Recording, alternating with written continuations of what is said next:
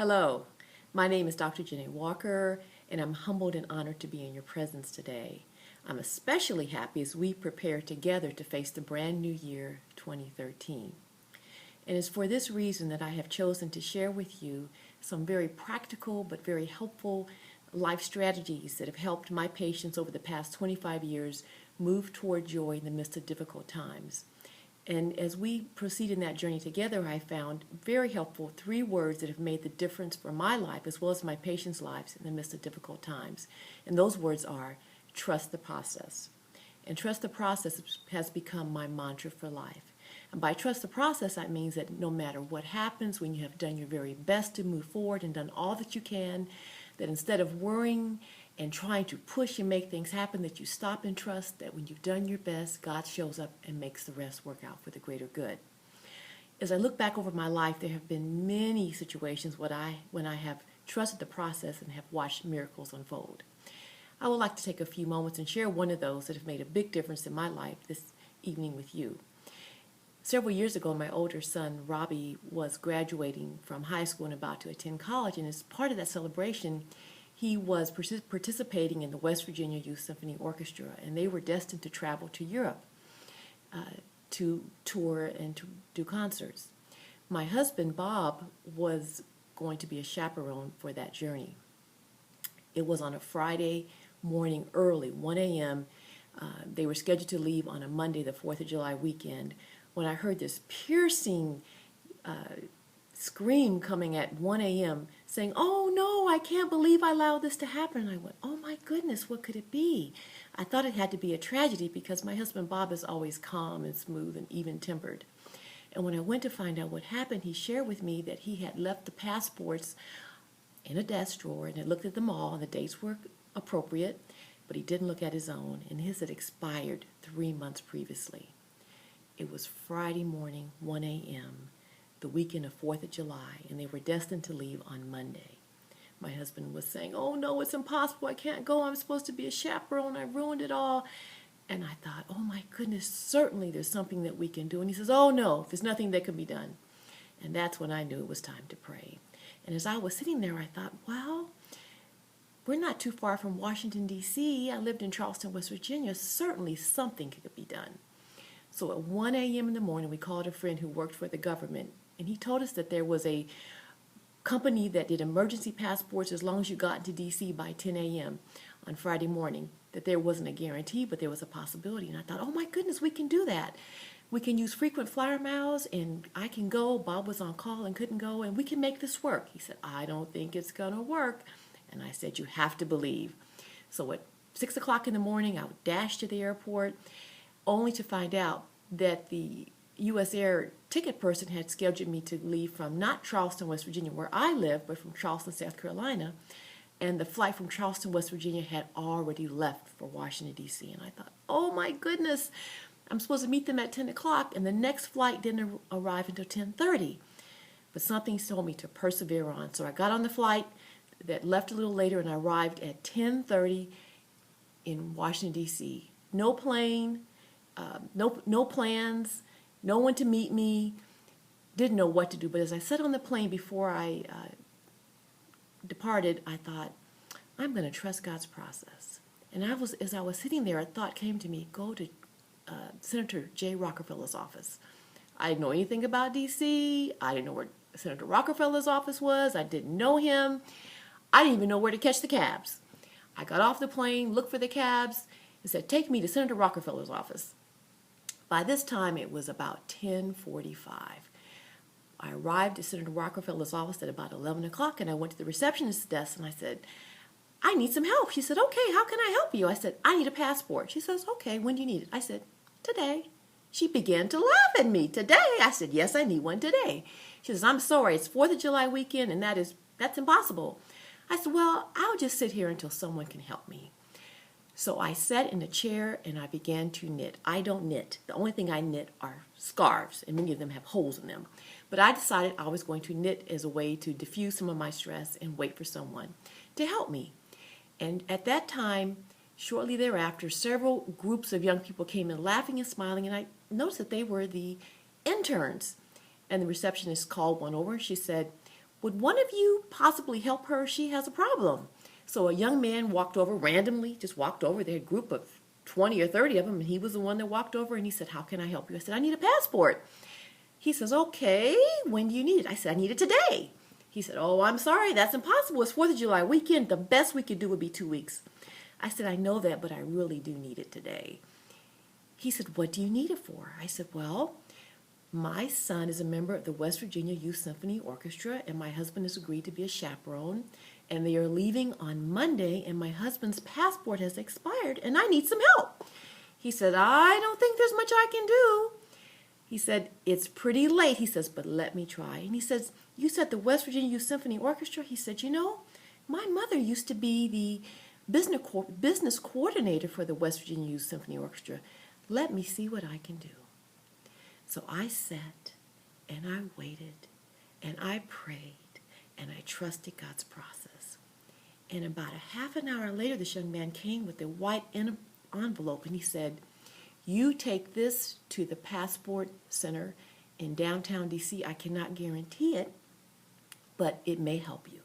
And it had Senator J. Rockefeller's logo on the return address. So I said, okay, thank you very much. And I got a cab and I found the passport office. And when I walked up there, I was so discouraged.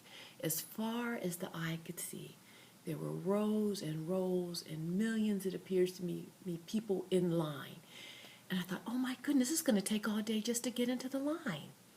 But I had my letter and I had prayer and I was trusting the process. So I went to the security guard that you have to, they send all your materials, your purse and everything through the x-ray machine. And he says, what are you here for? I said, I'm here for a passport. And I showed him my envelope. And he says, you're at the wrong division. Your letter says go to the special issuance department. I said, oh, special issuance? He says, you don't have to get in these lines. You take the elevator up to the second floor and there will be a sign. So I took the elevator up to the second floor and there was a door that said special issuance. And I knocked on the door and I went in. And in there was a cranky woman. And she said, how can I help you? I could tell it was Friday afternoon and she was ready to go. And I said, how are you? I said, I need some help. I need a passport. She says, that's not happening today. It's Friday and there's no way. I says, well, I handed her this letter. I have a letter from Senator J. Rockefeller's office. She says, I don't care who you have a letter from. It's not happening. I was continuing to pray and trust the process, and she opened up the letter, and her whole countenance changed. And the letter said, by special issuance mandated by Senator J. Rockefeller, that a passport was to be released that day to Robert Walker. And the lady's countenance softened. She says, let me see what I can do.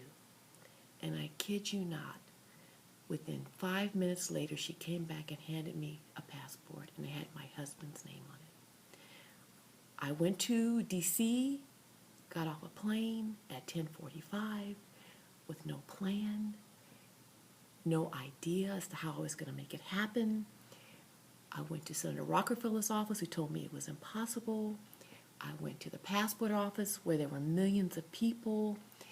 I went to the special issuance office, and by 12:30, I had a passport in hand. I was so filled with joy and so overcome with blessings that as I went down to catch a cab, the only thought that came through my mind was a song, There Shall Be Showers of Blessings, because I was so covered with blessings that day. And I was trying to hail a cab and stop a cab and stop a cab, and it kept zooming by, it wouldn't stop. And finally, after 7 or 8 cabs, a cab driver drove up and stopped, and he said, how can I help you? How are you? And I said, I am covered with blessings. He said, you're covered with blessings? I said, I am covered with blessings. So I got into the cab, and I began to tell him my story. And he says, my goodness, he says, you are covered with blessings. And he began to tell me a little bit about his own life. For some reason, I don't know, I don't tell people I'm a psychiatrist, but people just start talking to me.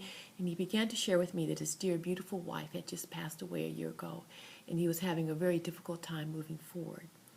And I was sharing with him a little bit about my life and how my own beautiful mother had passed away, and as how I was learning to move toward joy in the midst of that sadness. And he shared with me, he says, California, you're from California? I said, yes, I am. He says, well, I only know 2 people from California, and every 3 or 4 years, my wife and I would go and meet them, and we would have a reunion. I said, really? He says, you probably wouldn't know them because there are millions of people in California. And when he told me their names, the husband of that group, of that couple, had been in my wedding with my husband. I could not believe it. And as we began to talk more, we knew more and more people. We were of the same faith. And I knew that beyond a doubt, that was God's way of saying, you didn't do this, I did it. And because you were faithful and because you trusted me, I'm honoring you and covering you with blessings. And from that experience, whenever I get discouraged and I don't know how to make things work out, and I'm pushing and pulling and trying to make things work out and they're just not working, I learn to stop and say, I'm going to trust God's process. I'm going to do what I can and let the rest go. And from that experience, I have always learned that when God closes a door, he has another one open with a greater blessing awaiting you.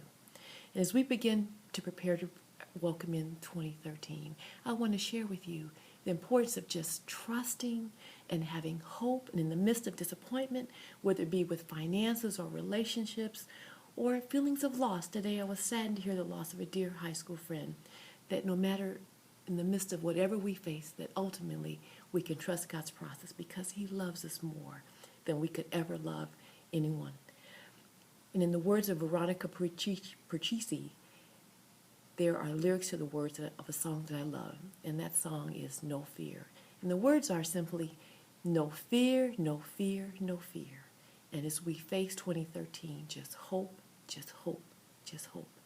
And I'd like to add to those words, no fear, no fear, no fear, just faith, just faith, just faith, just hope, just hope, just hope. And as I close and begin to tell you, and share with you my hope with blessings for you for 2013, I want to share with you one of my favorite verses, and that's Jeremiah 29, verses 11 through 13. And that says, for I know the plans I have for you, declares the Lord, plans to prosper you and not to harm you, plans to give you hope and a bright future. And the verse 13 goes on to say that when you call on me and come to me and pray to me, and when you listen to me, if you seek me with your whole heart, you will find me. And so, my dear family and friends, today, as I share with you my wishes and hope for you for 2013, be of good cheer. Be encouraged today, because you know what? God loves you. And if you keep trusting his process, he has a way of making all things work together for good. When you have done your best to show up and move towards joy, he has promised that he will provide you and cover you with showers of blessings that are so full you will have not room to receive them. So happy New Year. Be encouraged and keep trusting God's process. And may the angels surround you with many blessings and love. Happy New Year.